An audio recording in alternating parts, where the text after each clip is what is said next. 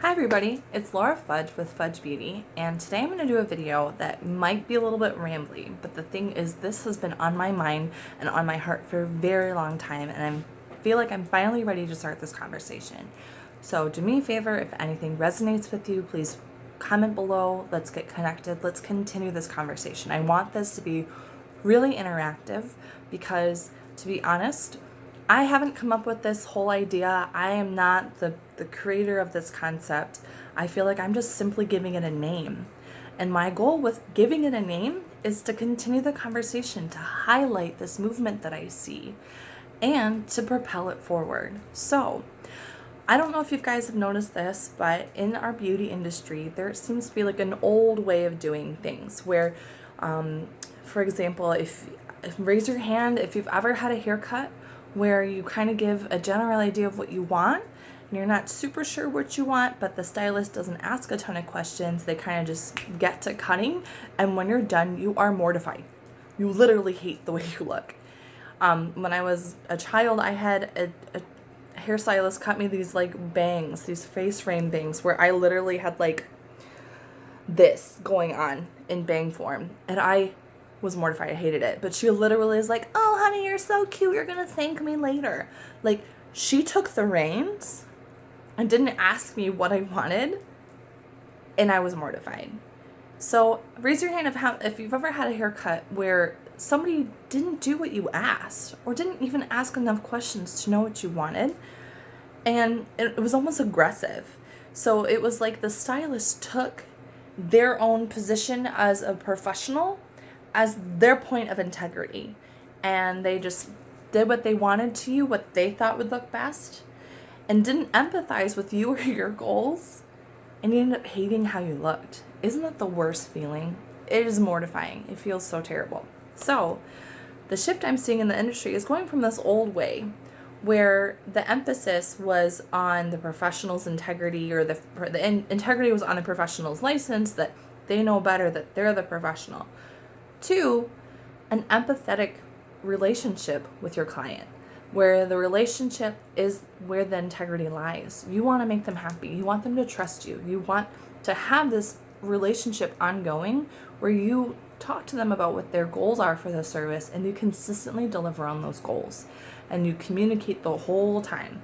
And it's amazing where even if it takes 20 minutes, your stylist is asking a lot of these questions, give and take, and giving you realistic expectations for the service, that you know by the time they start cutting what it's going to look like, you know how it's going to change, and you know just so much more about what you're getting into.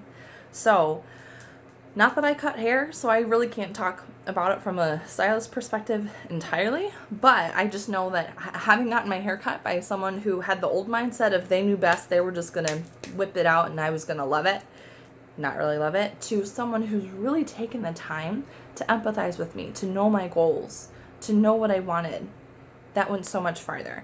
So essentially, this phenomenon I'm seeing is called empathetic beauty, and the old way I want to call aggressive beauty. So I want to clarify that aggressive beauty is, I think it's just old, it's outdated, it's on the way out. I'm not necessarily saying it's bad, because we had to do that as a society. We had to kind of create this aggressive beauty because our industry, the beauty industry, was fighting for legitimacy in our society. We had to kind of play that man game, like the aggressive game of this masculinity of, "Ooh, I'm going to like one up you, and I'm the professional, and I'm going to make it awesome, and if you don't like it, then you just have bad taste." And having different hair shows where the hairstylist on stage makes the model cry, and then he thinks that he or she thinks that they finally did like a great job because it was so drastic that the model cried, and the crowd is applauding them because they're this phenomenal hairstylist. That's kind of on the way out. Like, that is not the goal of a lot of professionals in the industry anymore. I do not care to impress other estheticians. My goal is to deliver the best experience for my clients.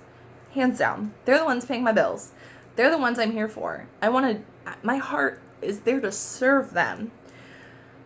So that's what's really important to me, honestly. So aggressive beauty is the idea that I'm a gift to my clients. I am here to be the best esthetician, and I don't, like, they're lucky they get a Brazilian in this town, and I'm going to give it to them, and they're going to take it as it is and whatever.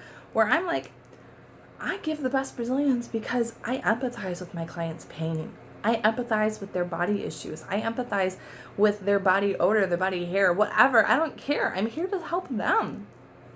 And I'm going to make sure it's as painless or as least painful as possible. And that's what matters to me. So, I mean, this can even come into advertising. And I feel like it's really evident when we talk about, like, when we look at the body positivity movement and how there's all these brands that are doing less airbrushing and brands that are having much more inclusive images of models and gender fluidity and, you know, gender identities and all those things. Like, that is so empathetic and so beautiful. Whereas before, you would find the same people in magazines all day long, all same body type, hair type, skin type. Like, it was just so monotonous. And it was like asserting that this was the most beautiful that you could be, possibly. Almost like, so beautiful, don't talk to me. Like, blackest black mascara. Like, this idea of, like, this frightening beautiful. Like, it was aggressive, right? Whereas now the images are so much more soft and empathetic and real. So real. And I think it's amazing. I think it's so beautiful.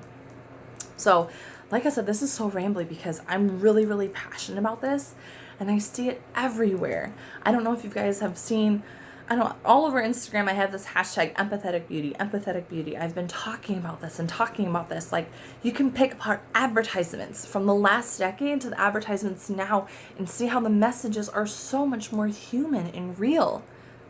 And they develop trust with the individual person and not clout within the industry, trying to get, you know, the whole audience to applaud you. You want simply your client to say thank you and to really mean it.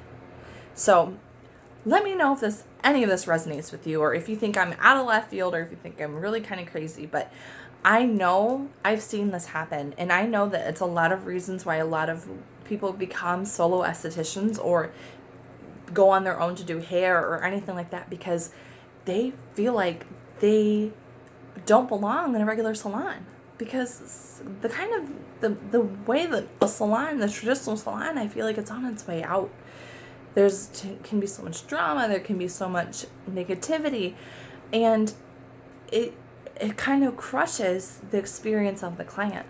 So I know for me, one of the reasons I went solo is so that I could really curate the experience for my clients from the very beginning to the very end, and develop that trust and have such a safe and lovely space.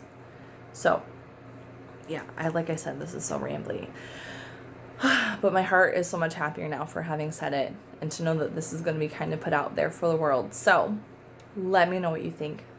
Let me know how you feel like you already embody empathetic beauty.